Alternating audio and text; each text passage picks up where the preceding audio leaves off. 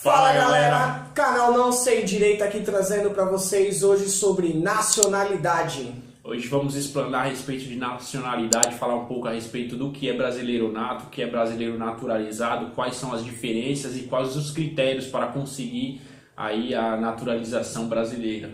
Sem mais delongas, vamos pro vídeo, porque eu sou o Dr. Lucas Pinho. Eu sou o Dr. Leonildo Fernandes. E esse é o canal Não Sei Direito.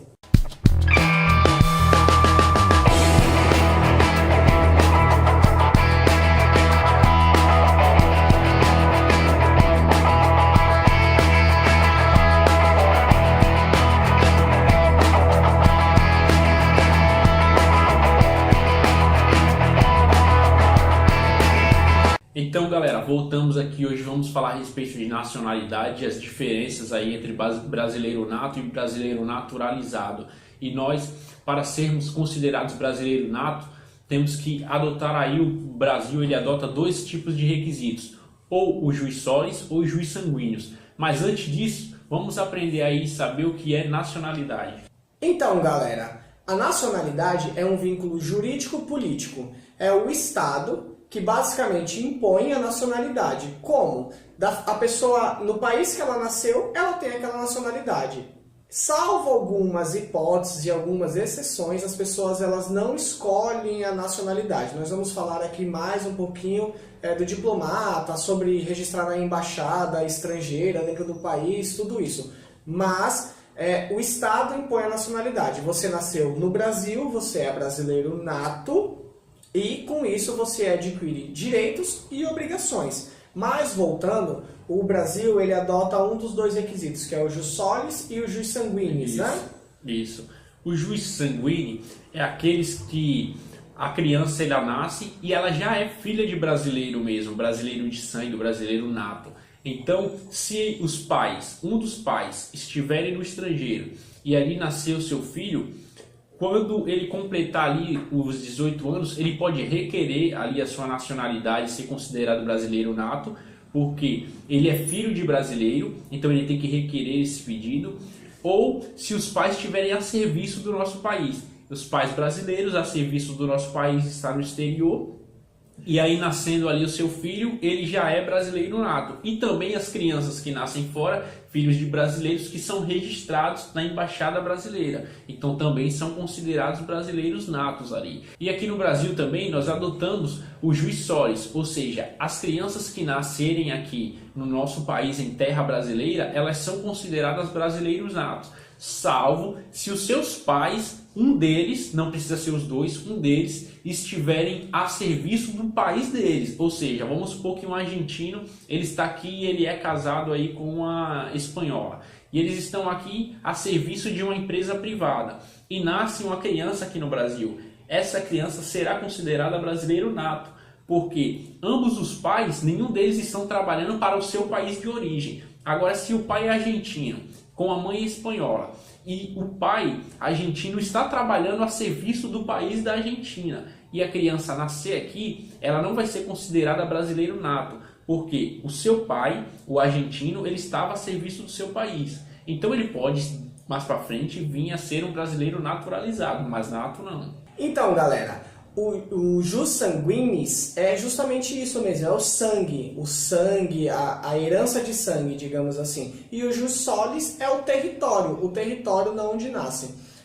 Um exemplo, acho que fica bem claro para o pessoal entender, é o diplomata. Que o diplomata, quando ele está em outro país, na maioria das vezes ele está a serviço do país. Então ele estando a serviço do país, a criança, vamos supor, eu sou o diplomata brasileiro e eu estou nos Estados Unidos. Estou com a minha esposa, que está lá nos Estados Unidos também, ela está grávida e nasce uma criança. Essa criança é brasileiro nato, não é naturalizado, porque eu estou a serviço do meu país, tá? Como diplomata.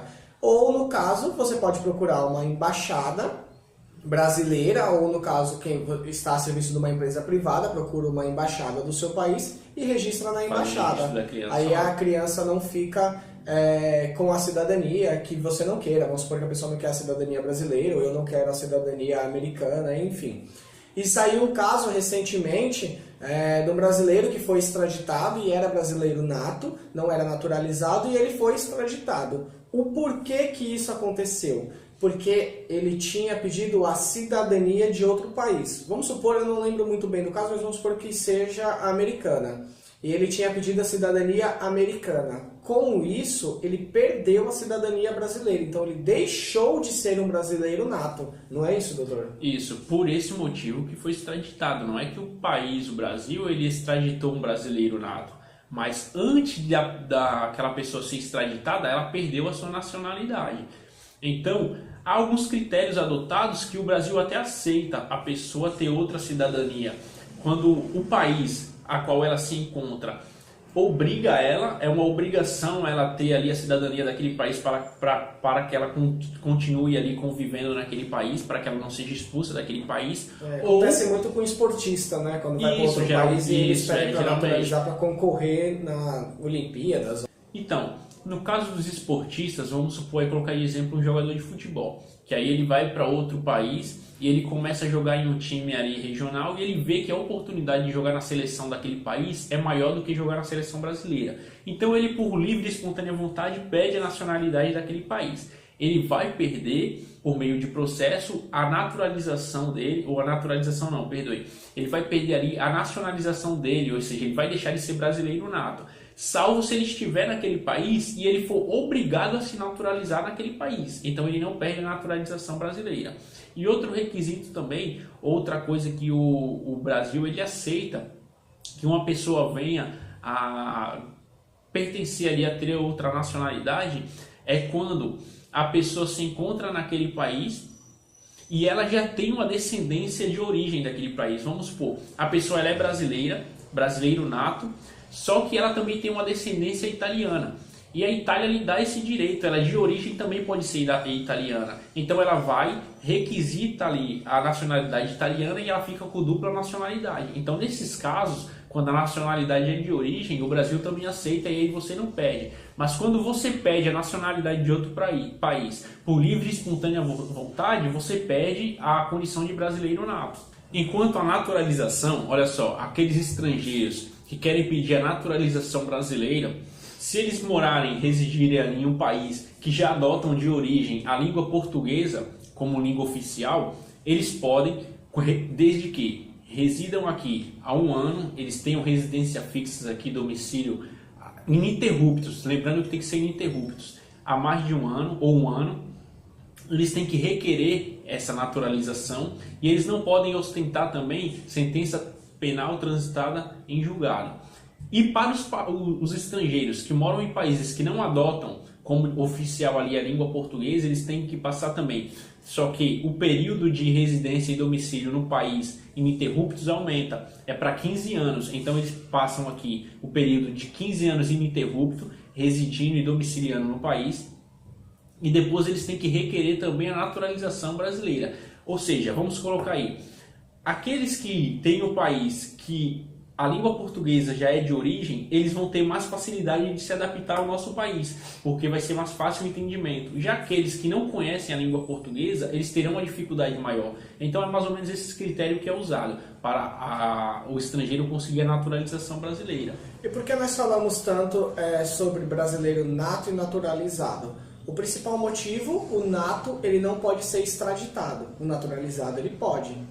E existem alguns cargos no país, principalmente na política, que somente brasileiro nato pode exercer. Brasileiro naturalizado não pode. Então, galera, para ficar mais fácil para vocês gravarem aí quais são os cargos privativos de brasileiro nato, só é vocês lembrarem mp3.com. Produção, põe na tela aí o que é mp3.com, pessoal. Olha só, o primeiro, M, ministros do STF. Os 11 ministros do STF têm que ser brasileiro nato, não pode ser naturalizado. Presidente e vice-presidente da República. Presidente da Câmara dos Deputados Federal. E o presidente do Senado. Esses primeiros aí, eles estão na linha sucessória da presidência. Então, esse é o motivo deles não poderem ser brasileiros naturalizados. É exclusivo o cargo de brasileiro nato. Ah, mas o deputado federal ele pode ser brasileiro naturalizado? Podem ser brasileiro naturalizado. Porém, não vão poder se eleger ou ser eleito, se candidatar ali para a presidência da Câmara. A mesma coisa os senadores. Podem ter senadores naturalizados, porém eles não podem ser eleitos como presidente do Senado. E o ministro do STF, eles não podem ser brasileiros naturalizados porque não é um coro de eleição ali, é uma rotatividade. Então todos ali serão a hora presidente do STF e eles estão na linha sucessória. O C do COM é de carreiras diplomáticas, o O, oficiais das Forças Armadas, e o M é de ministro do Estado de Defesa. Esses cargos não podem ser de brasileiros naturalizados, tem que ser de brasileiros natos. Então é isso aí, galera. Vocês aprenderam o mp3.com. Nunca mais vão esquecer. Quando estiver fazendo uma prova de vocês, alguma coisa, já escreve lá em cima, mp3.com. Sabe que vai cair nacionalidade? Já coloca lá em cima, mp3.com. Que aí vai ficar bem mais fácil de vocês entenderem. A respeito de nacionalidade, é isso que nós temos para abordar. Vocês aprenderam hoje o que é um brasileiro nato, um naturalizado, quais são os requisitos para ser um brasileiro naturalizado, quais são as hipóteses de perda de nacionalidade, quem pode ser extraditado e quais são os cargos políticos, os cargos privativos de brasileiro nato. Que o naturalizado, em alguns casos, como o Dr. Fernandes colocou, pode até ser, eles só não podem se candidatar, vamos supor, eles só não podem subir de cargo ali, eles podem ser deputados, só não podem assumir a presidência. Como no caso do ministro do STF, ele não pode ser, porque como o Dr. Fernandes falou mesmo, tem a rotatividade e ele está na linha de sucessão, no nosso caso hoje, que nós já estamos com o presidente interino, caso esse saia, o próximo já seria o... Da Câmara dos Deputados, seria o presidente ali da Câmara dos Deputados, uma vez ele não podendo assumir, seria o presidente da Câmara do Senado, e ele não podendo assumir, seria o presidente do STF. Então, justamente por isso que não pode. Então, já compartilha com seus amigos, comenta, curta, inscreva-se no canal se você ainda não é inscrito para ter mais conteúdo, ative as notificações, muito importante, não esqueça de ativar as notificações. E é isso no vídeo de hoje. Deixe os comentários lá de elogios, de críticas construtivas, de dúvidas, qualquer dúvida podem deixar lá no comentário que vamos responder. Assista aos outros vídeos do canal, se quiser saber de algum conteúdo, tem algum conteúdo interessante para trazer, para falar conosco, mande mensagem para a gente, deixa aqui nos comentários. Fala, gostaria de saber sobre tal coisa, se quiser saber mais sobre nacionalidade também, assista aos outros vídeos do canal, eu vou deixar o último vídeo aqui em cima, em algum lugar na tela, vai estar o último vídeo que foi postado. E como nós já falamos no vídeo anterior, nós vamos ter aqui 2 convidados que são muito legais, assim, para ter um bate-papo, uma conversa com a gente. São os 2 primeiros convidados do canal, do Conversando com um Convidado, e vocês vão se surpreender, pode ter certeza. É isso aí, galera. Valeu, obrigado. Até a próxima. Até a próxima.